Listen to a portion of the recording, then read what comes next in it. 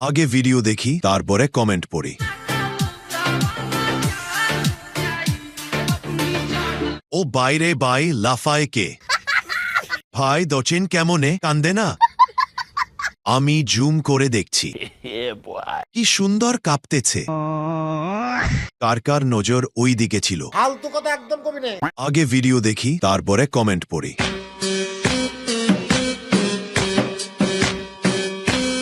ভাই বের হয়ে গেল আমার। গিটারে কি সুর আমাদের এমনিতেই উঠে? তোমাকে যদি মন ভরে করতে পারতাম আমি অনেক আনন্দ পেতাম। আগে ভিডিও দেখি তারপরে কমেন্ট পড়ি।